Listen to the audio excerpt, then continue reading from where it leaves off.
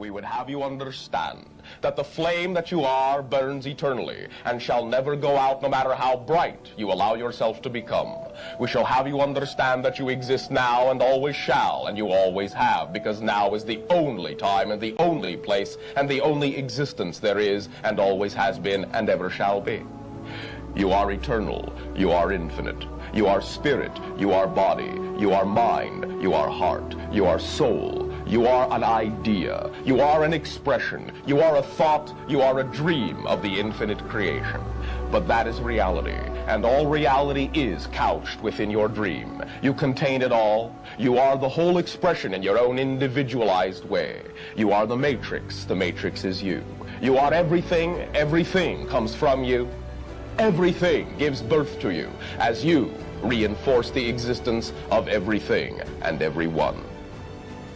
All that is, the infinite creation, the fabric of existence chose you, chose that you should exist, chose you, consciously chose you. You are in that way, therefore, blessed, and we would have you understand that. Simply because of the fact that you exist, you are blessed.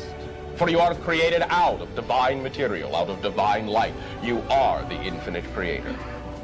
And your existence was a conscious decision, a conscious thing, a conscious choice. Act in like manner. Be of like mind. Respect yourselves, love yourselves unconditionally.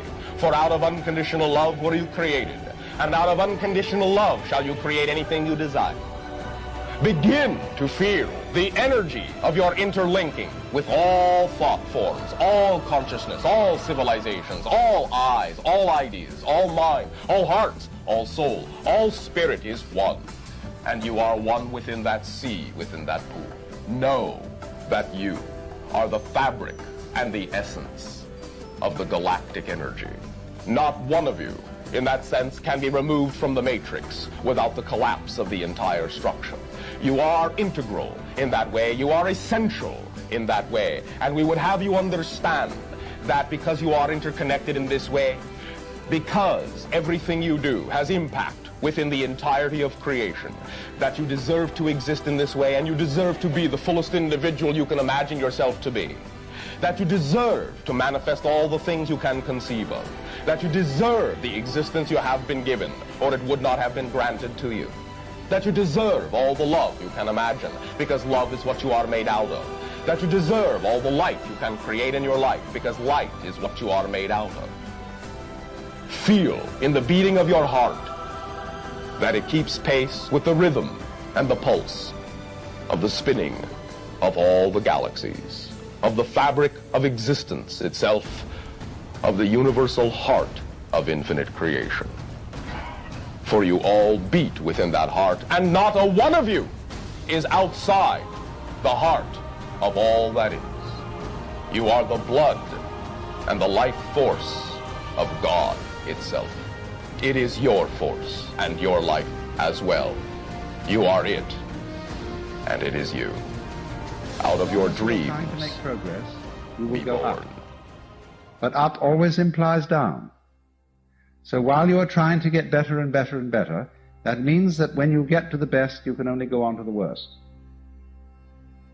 And so you go round and round and round, ever chasing the illusion that there is something outside yourself, outside your here and now, to be attained that will make things better.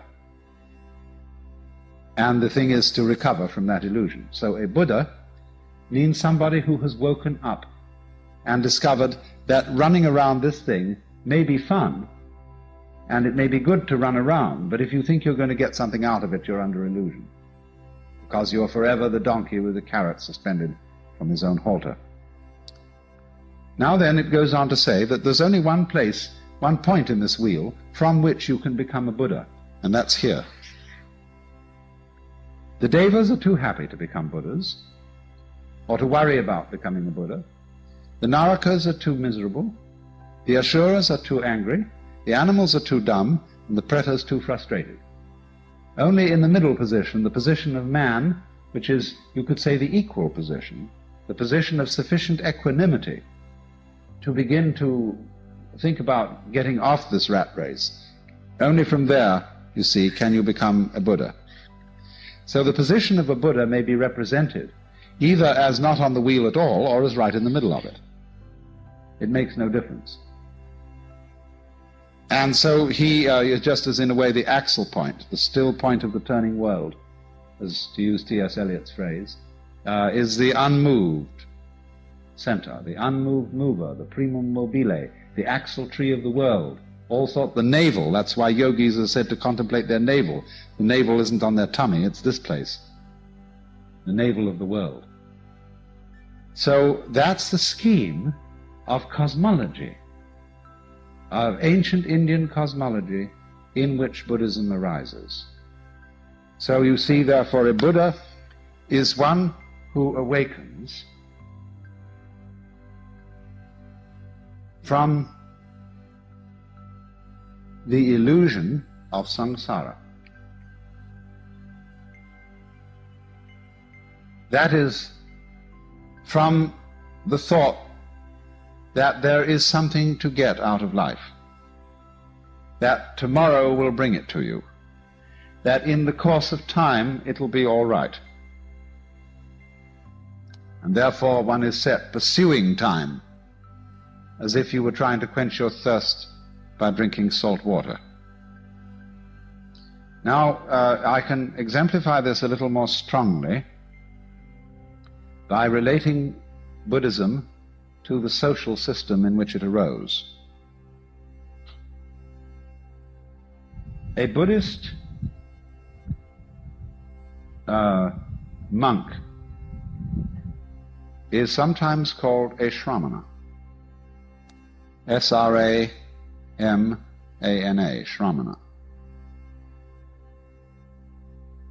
This is closely allied to the word shaman. And a shaman is the holy man in a culture that is still hunting. It isn't settled, it isn't agrarian. There is a very strong and important difference between a shaman and a priest. A priest receives his ordination from his superiors. He receives something from a tradition which is handed down. A shaman doesn't. He receives his enlightenment by going off into the forest by himself, to be completely alone. A shaman is a man, in other words, who has undergone solitariness. He's gone away into the forest to find out who he really is, because it's very difficult to find that out while you're with other people. And the reason is that other people are busy all the time telling you who you are, in many, many ways, by the laws they impose on you, by the behavior ruts they set on you, by the things they tell you, by the fact that they always call you by your name, and by the fact that when you live among people you have to be in a state of ceaseless chatter. But if you want to find out who you are before your father and mother conceived you, who you really are, you almost have to go off by yourself. Go into the forest and stop talking, even stop thinking words, and be absolutely alone, and listen to the great silences. And then, if you're lucky, you recover from the illusion that you're just little me, the so-and-so, and you attain the state of nirvana, which means the blown-out state, the relieved state, the sigh of relief. Nirvana may be translated into English as, phew, I've at last discovered that I don't have to survive. I can survive, of course, but I don't really have to. Because you discover, you see, that what you really are doesn't have to survive, because it's what there is. The real you is it, or that. Tat tvam asi, that art thou, as the Hindus say. So then, in the normal life of India, which is not a hunting culture, but a settled culture, there are priests, but there is something beyond the priest. That is to say, when a man or woman has fulfilled his or her life in the world of society, it's the normal thing to do for a person to quit their status in society and become what's called a forest dweller. That is almost, you see, to go back to the hunting culture. They divide people into two classes, grihasta, which means householder, and vanaprastha, which means forest dweller.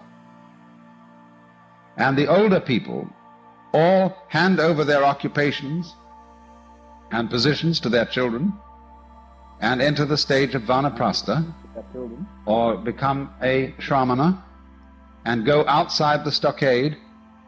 I'm speaking metaphorically. They sometimes do actually, they sometimes don't, and become a nobody. They give up their name, that is to say, the label which designates who they are in terms of caste or class. They become unclassified people. That's why, strictly speaking, you see, Hinduism and Buddhism are not religions. You can classify the religions. You can say, what's your denomination? Baptist, Methodist, Catholic, Presbyterian, Episcopalian, Quaker, etc., etc., etc., you see. But strictly speaking, a vanaprastha, a shramana, has no label. He is an unlabeled bottle. So, in the time when the Buddha lived, about 600 BC, the Hindu system had become somewhat decadent. It isn't altogether clear what had happened to it, but it is certain that it did seem in some way to be in need of reform. And so there were many reasons for this. And the Buddha, as a young man, being basically troubled by the great problems that we're all troubled with, the problem of suffering and the problem of what all this universe is about, he endeavored to follow the methods that were then being used by people who were shramanas or vanaprasthas, forest dwellers. And at that time, it's very apparent that the main method that these people were using was an ascetic discipline. Starvation, very arduous meditation practices, probably self-flagellation and things of that kind. And it's said that for 7 years he practiced these austerities. But he found out that they didn't lead to liberation. And all the people who were practicing them knew they didn't either. But they felt that that was only because they weren't doing it hard enough. And so he propounded instead the middle way. The way that led to liberation from the rat race that I've drawn here, neither through austerities nor through pleasure-seeking. See, these are the two ways, the two paths. The people who say the whole point of life is to enjoy it, to get the most out of it, you see. And the other people who tried that, and then they found it was sour grapes or something, you know, or they burned their fingers in the pursuit of pleasure. The girl that was so beautiful eventually fell apart, or just turned into a shrew, and whatever it was. And so they said, instead, let us torment ourselves. A lot of people enjoy this, or get something special out of it. I was in Mexico this summer, and what I went there for was to study Mexican Catholicism, where they make a great cult of suffering. And I was very puzzled about this and wanted to understand it. And everywhere, you know, they have these ghastly, tormented Christs, all drooling with blood, hanging on crosses in very contorted positions. And I realized there are certain people who find that sitting on the tip of a spike is the realest place in the world. Because when you're on the tip of a spike, you know you're there. There's no doubt about it. And also you know that you're expiating for everything. This, somehow by sitting on the spike, you are paying for your guilt. And so long as you hurt, you're all right. See? So these shramanas were doing something of the same kind. And the Buddha became enlightened, became a Buddha. He woke up at the moment when he gave up that kind of quest, the moment he gave up, as we should say, trying to take the kingdom of heaven by storm.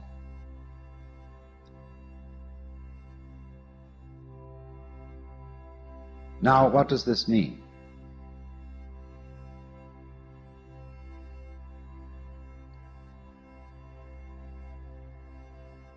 It means that in his time, the way of liberation had become competitive, which meant it was on the wrong track. There are a lot of people who, we call it the holier-than-thou attitude, but we find it today with some objectionable Westerners who go over to Japan to study Zen Buddhism and then come home and brag about the great disciplines they've undergone and say, I sat with my legs crossed in one position for 10 hours as distinct from somebody else who only sat for 5. And always there's this tendency, you know, to have a marathon and be in a competition with others or with oneself about these things. But the moment you do that, you're back on the wheel. The best thing you can get by asceticism is to get up to the Deva world. You can't get anywhere else by it. You may get down to the Naraka world by asceticism too. Read the story Thais by Anatole France. So he found, you see, that the real path, the middle way, the meaning of the middle way is that it's the path that can't be followed.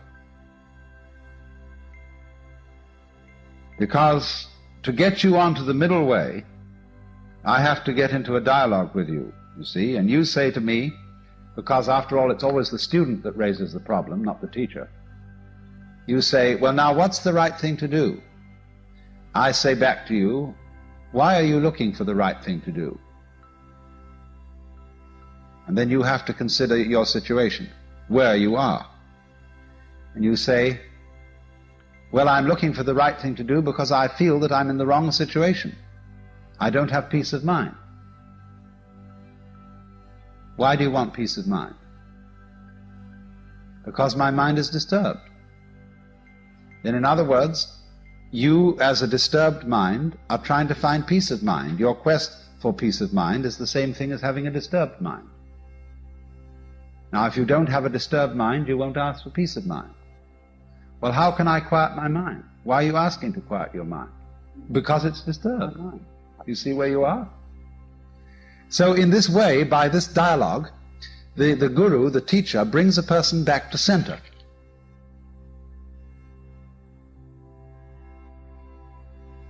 So then this is the point. All Buddhist teaching is a dialogue. Really and truly, the man who goes out and leaves society and becomes a monk is a little bit too much. Buddhism involves this act as a preliminary gesture. But what it comes to, in the end, is the position of what's called a bodhisattva. A bodhisattva means somebody who went out of society, or we should say gave up the world in some way, took on the robe, took on the discipline. He found what he was looking for, but his finding it was absolutely simultaneous with his coming back into society. And he's called a bodhisattva, as distinct from a pratyeka Buddha, which means a private Buddha, one who goes out and doesn't come back.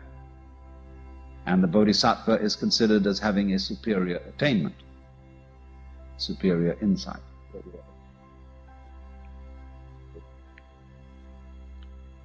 So the important thing to remember then is Buddhism is a dialogue.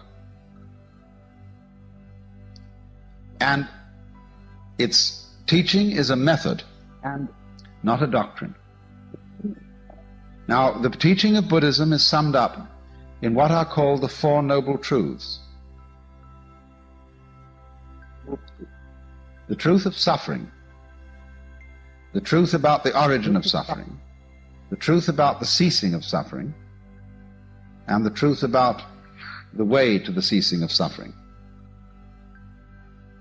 Dukkha, D-U-H-K-H-A,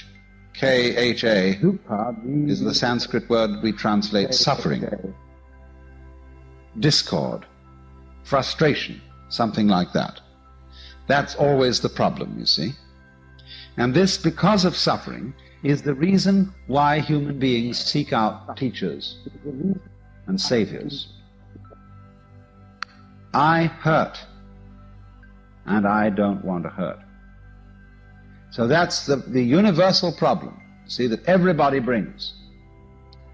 So then the teacher replies to this problem by saying, you suffer because you crave things. Trishna, T-R-I-S-H-N-A, from which we get our word thirst, Trishna, craving or desire, is the cause of suffering. That's the second truth. Now, the Buddhist analyzes this a bit. He says, the world is dukkha, it's full of frustration, and it's also characterized by impermanence, anitya, and by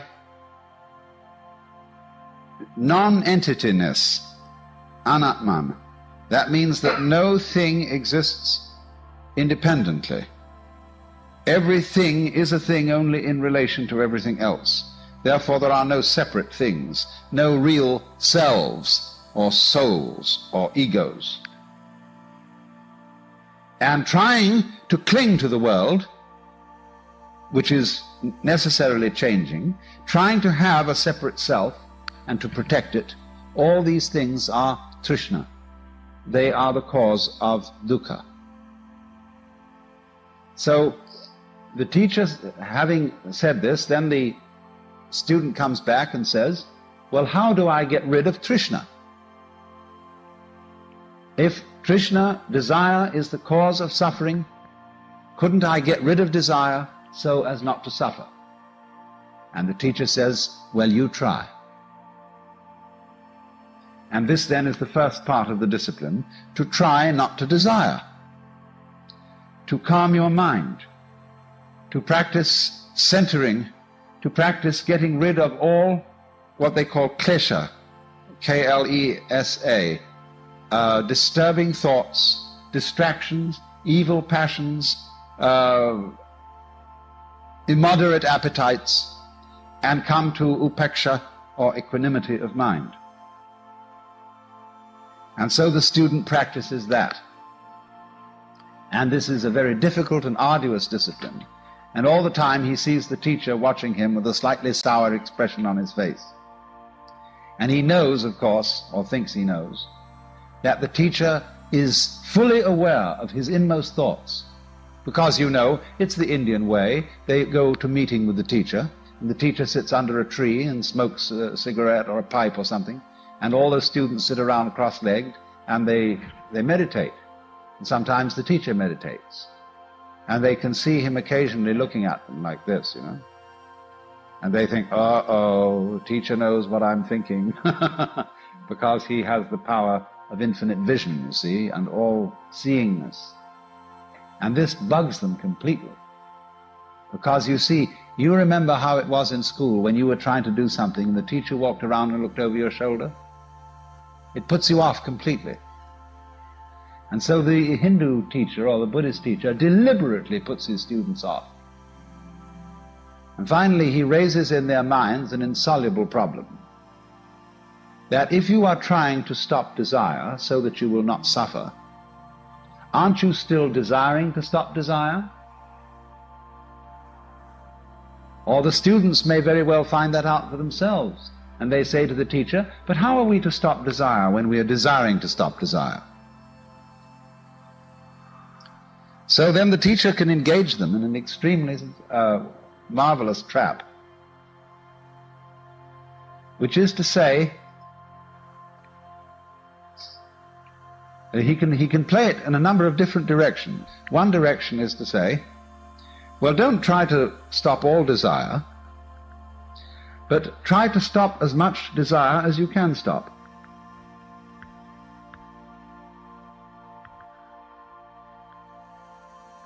You see where this is going to go. Then they're going to say, well, I'm a little excessive about desiring to stop desire. Well, if you're naturally excessive about it, he says, try to be as slightly excessive as you can. You see? Now, do you see what's leading here? If you follow that course, you are being brought to center in the same way as I demonstrated before. You're being brought to yourself, to accept yourself as you are here and now, totally. But you can't do that directly, because if you try to accept yourself, you will always find that in yourself there is a spirit of the non-acceptance of things, and you have to accept that. So the teacher would say, don't try to accept yourself more than you can accept yourself. Accept yourself as much as you can accept yourself. Because then you see you are also accepting the part of you that doesn't accept. Or he may try on another tack. He may say, all right, now, if you've seen that it's that desiring not to desire is simply another form of desire. You're trying, for example, to get rid of your sensuous appetites. You are going to give up booze and women and pâté de foie gras or whatever it may be. And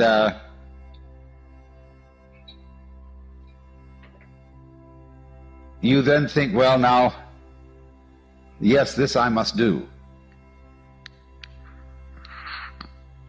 And eventually you find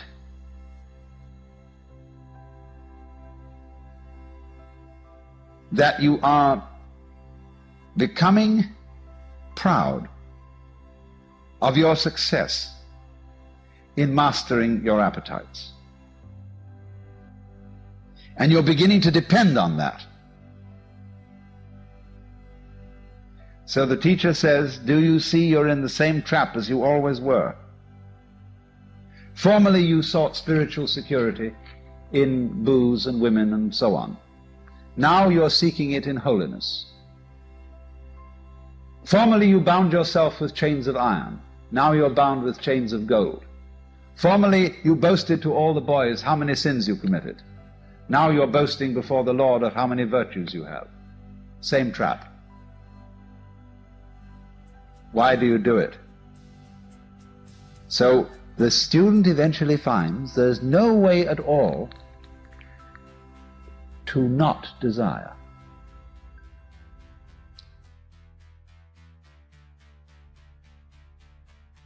I'm not very keen on the whole abduction shtick.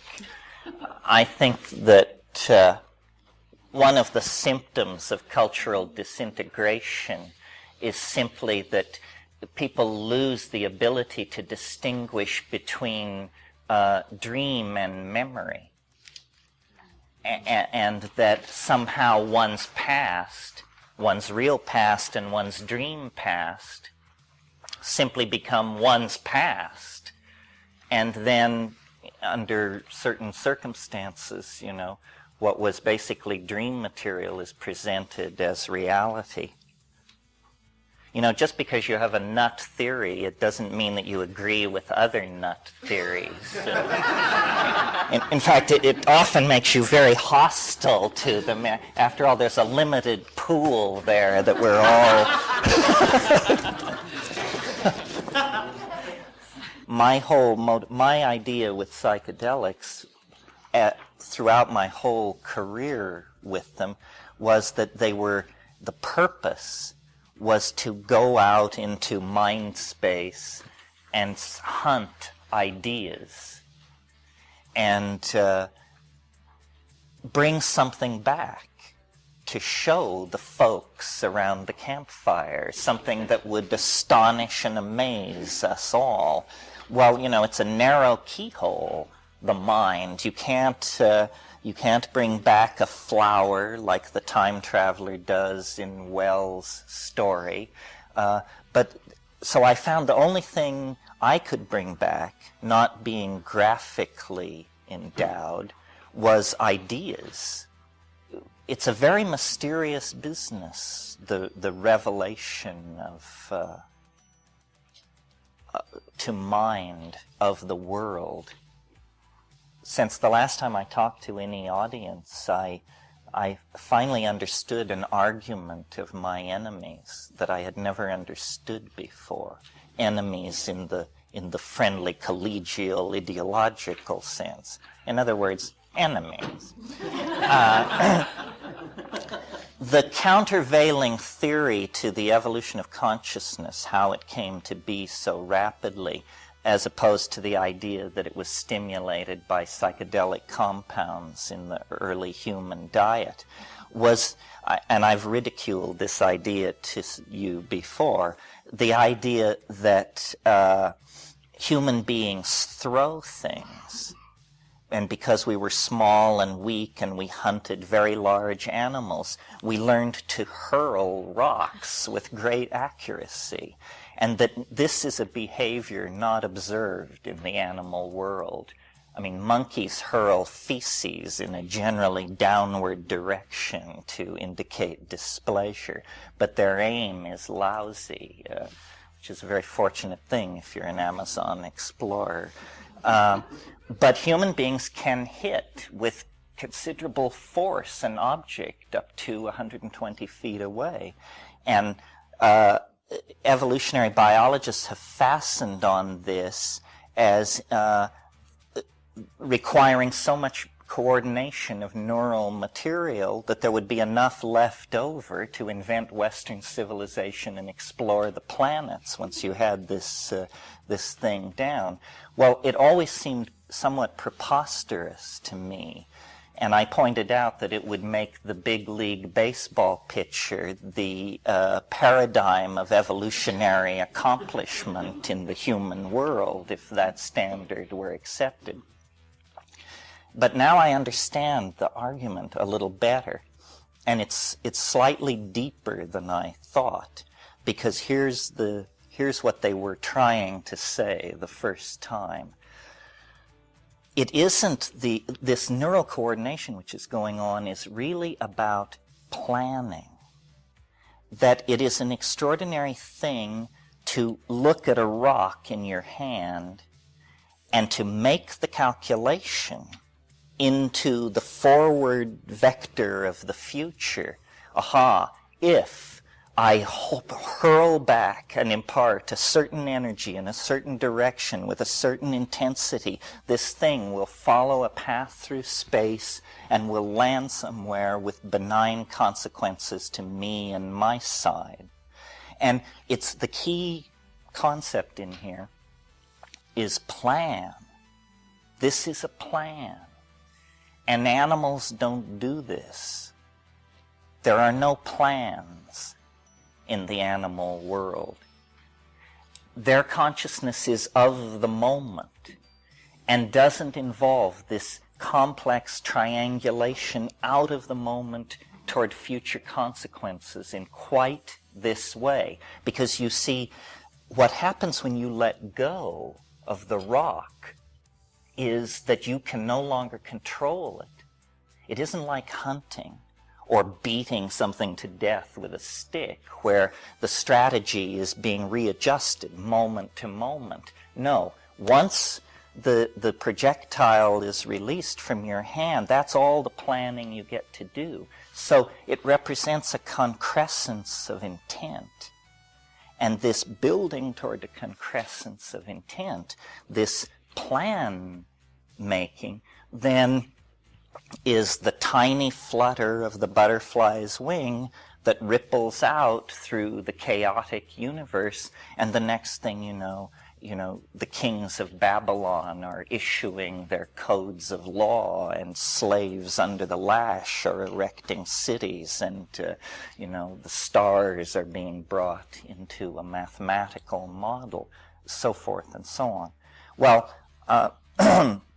I just wanted to mention that. I'm also working on a second book at the moment where we're going to go back into the psilocybin theory of the origin of consciousness and actually attempt to make a case that will demand attack.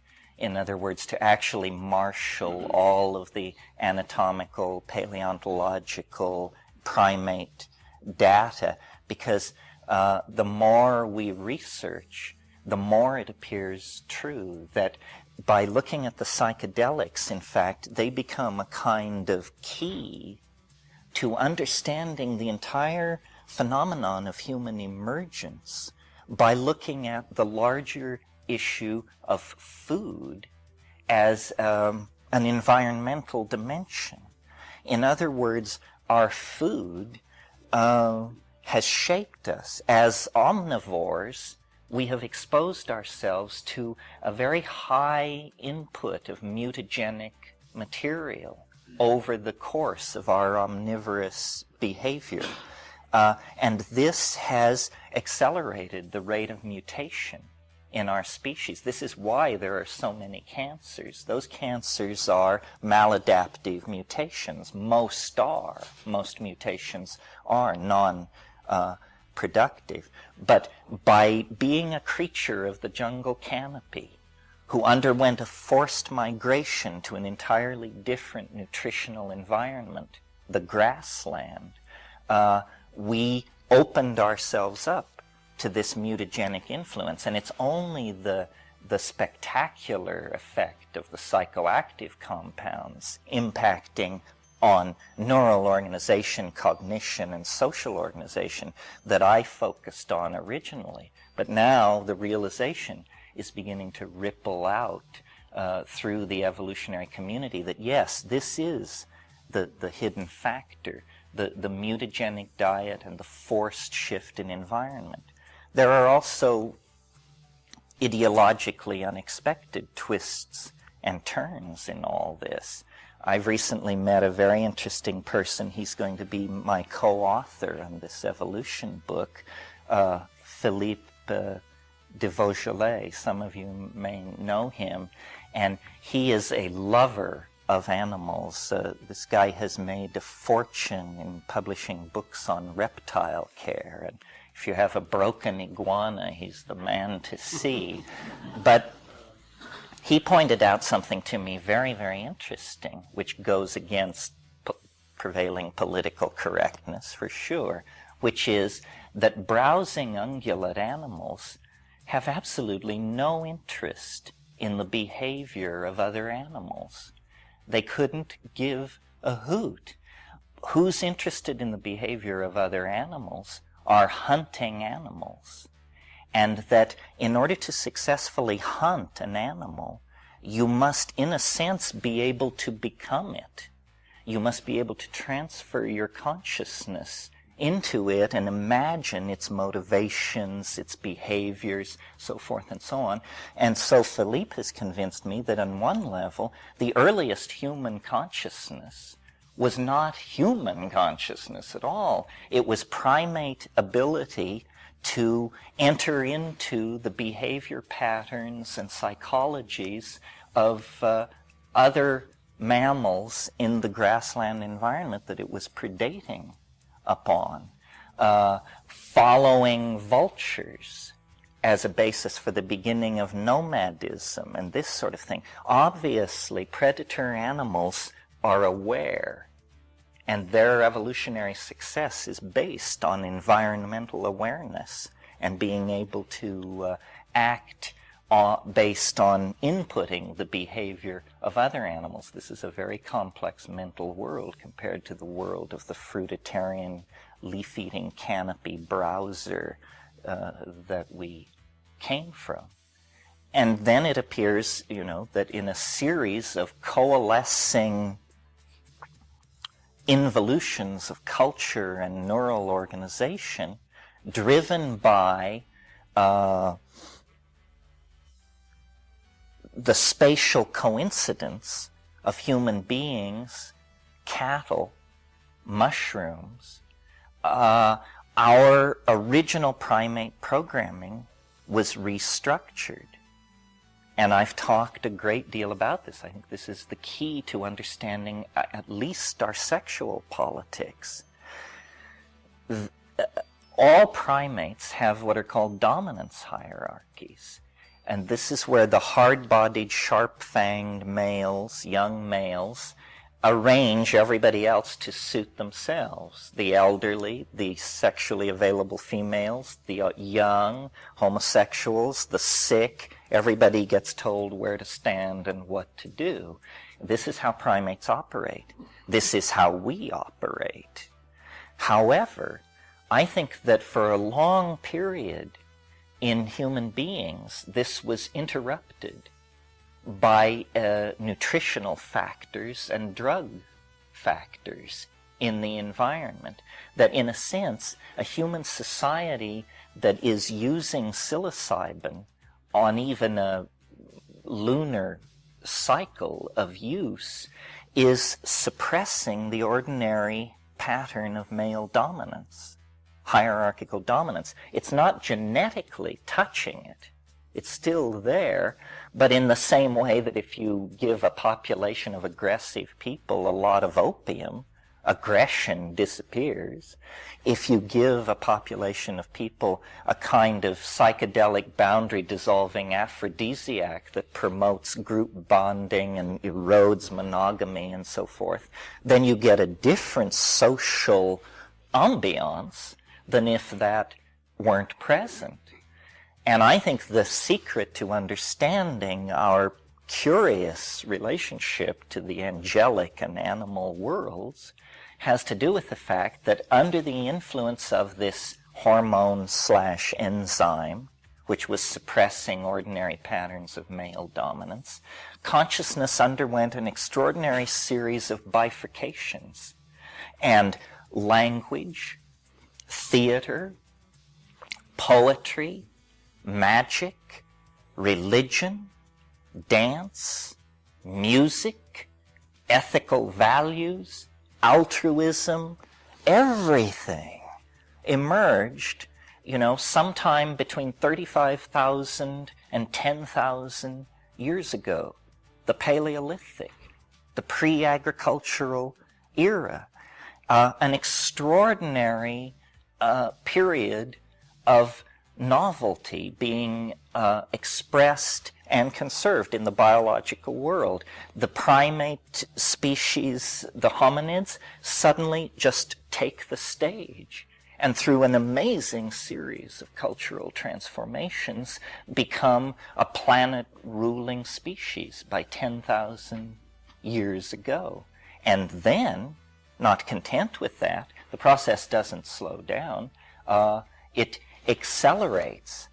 And this has to do with the fact that we have somehow created, through language, a kind of adaptive strategy that is so flexible that, unlike most adaptive strategies, which sooner or later run into a blind box canyon and are just simply trapped there, butting their heads against the wall, you see it everywhere, the mussels down on the rocks, and most evolutionary developmental lines are dead ends.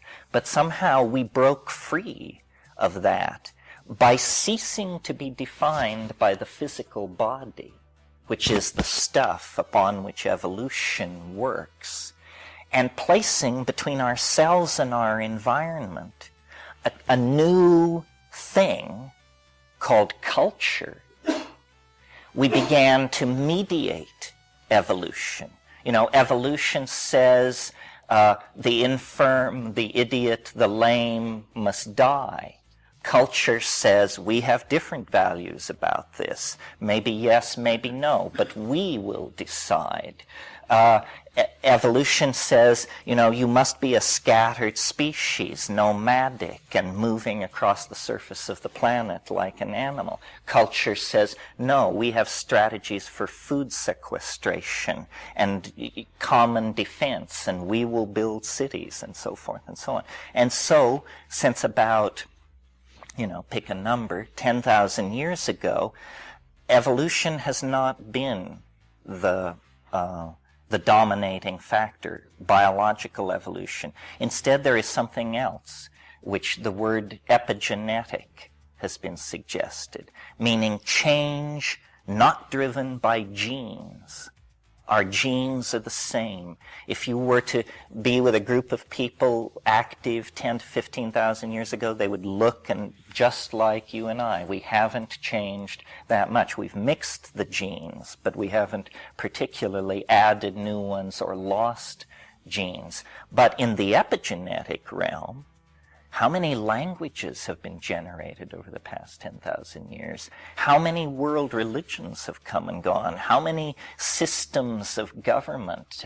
How many theories of polity and society? We just furiously cast these things off. And beginning about 500 years ago, this phenomenon was embraced as a permanent aspect of human existence in Western Europe, and the concept of progress became enshrined. And progress is the idea that this process must go on, be extended, and accelerated everywhere. And now it seems to be happening. I think, and as a consequence of this acceleration of process, all the contradictions in the old system, and I mean reaching back to Egypt, all the contradictions in the old system are now on the surface.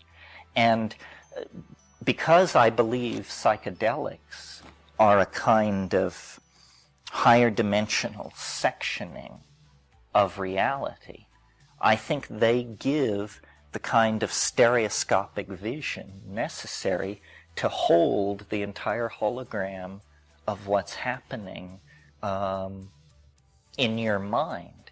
The old paradigm is gone. I mean, we can talk about how different parts of it died.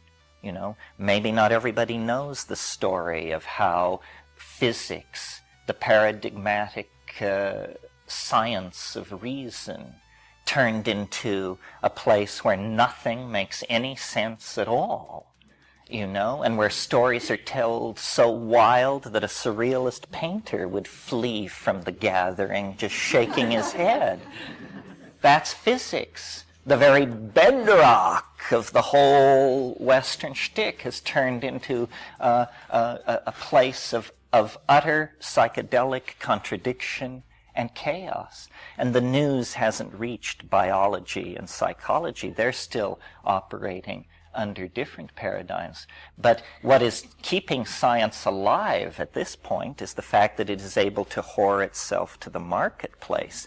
But in terms of the old program, which was providing some kind of metaphysical recitation of the nature of the universe, it's pretty clearly out of reach at this point. I mean, the universe has been discovered to be stranger than you can suppose.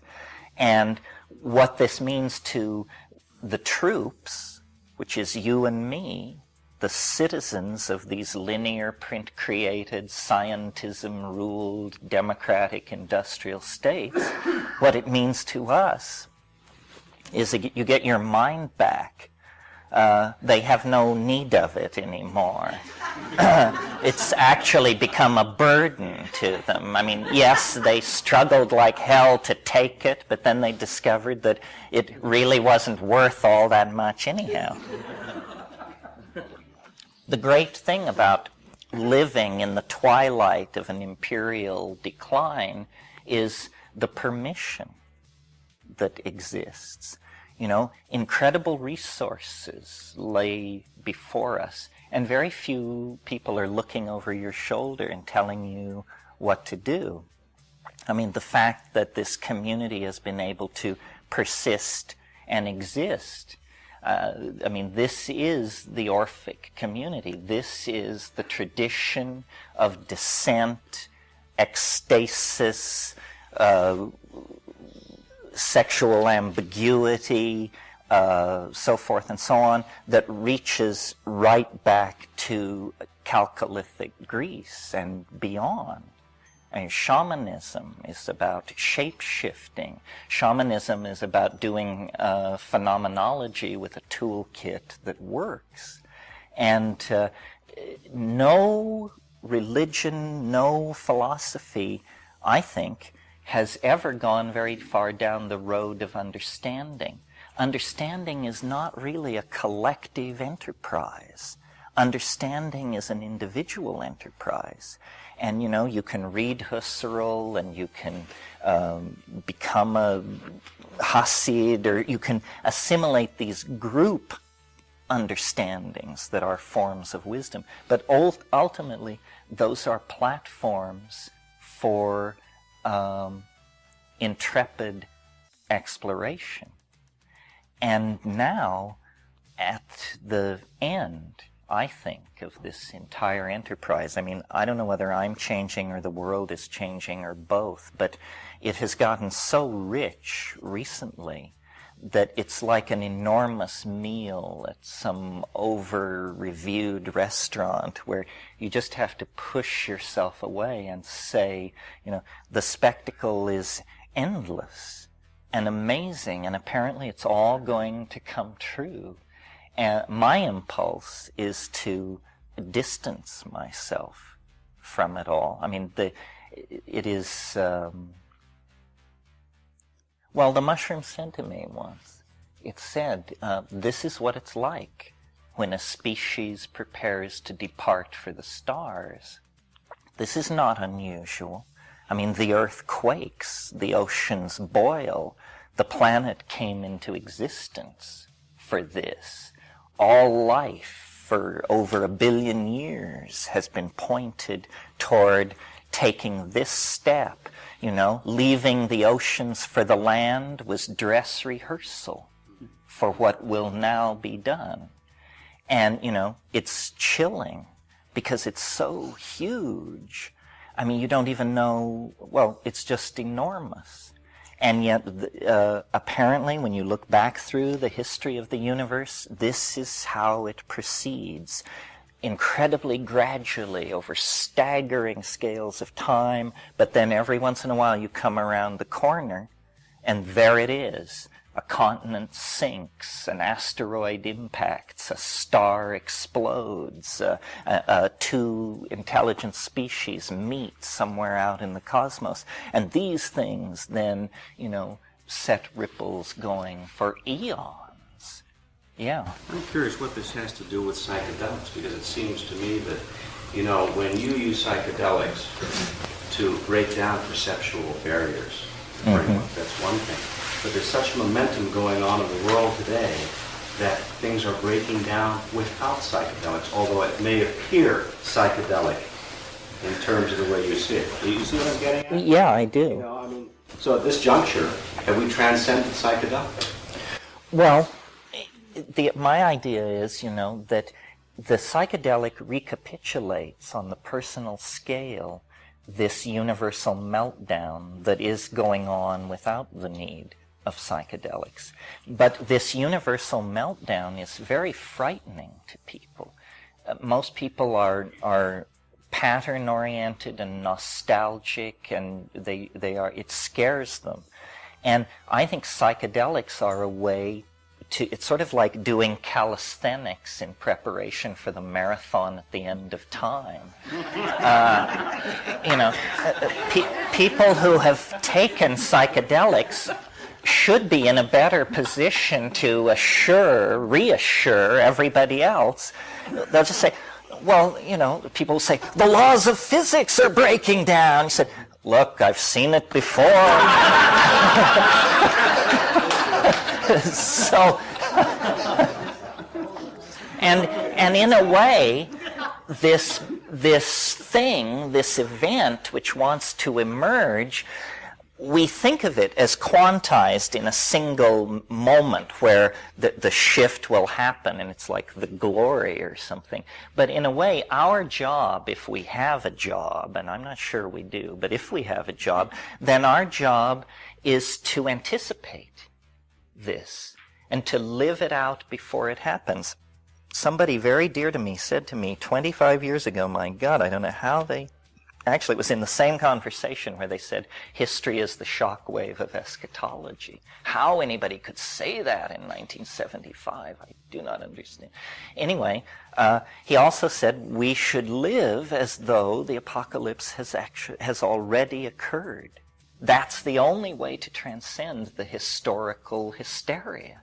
Because the historical hysteria is about this thing which it might happen, it won't happen, it will happen. No, you say, it did happen. It did happen. So enough about that already. And we are building, each thing that we do anticipates this deeper fall inward into the dream. The dream is what awaits us at the end of history. The dream, and you can call it hyperspace or cyberspace or the trans-death realm, but what it really is it's a going into the dream. And what is the dream? Well, the dream is a place where the laws are set by the imagination. The imagination is God in the dream.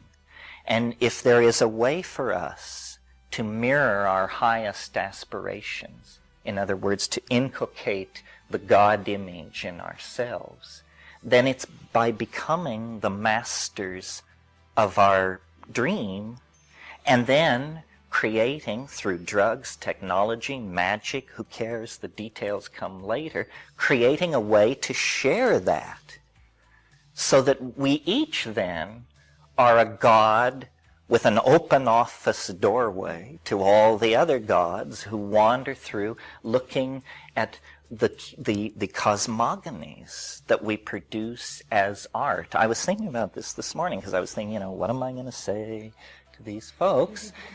And I was thinking about the Platonic triad of the good, the true, and the beautiful. And sometimes people have dissed me and my obsession with hallucination because they say, well, LSD doesn't really cause hallucination. It causes insight and complex thoughts. But why are you so focused on visual hallucination, which I am? I mean, if it doesn't do that, I'm not interested. And then I thought the way into it is Plato. Yeah. Let's do this.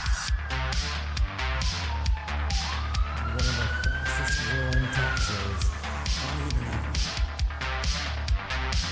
Radio show. Welcome aboard the Matrix Minds. One of the most controversial conspiratorial shows on the internet. The Matrix Minds. And that's right. Buckle up, everybody. Let's go. Paranormal, huh? Conspiracy, huh? Ufology, hidden Egyptology, and anything and everything we can get our hands on. Let's go. Welcome aboard.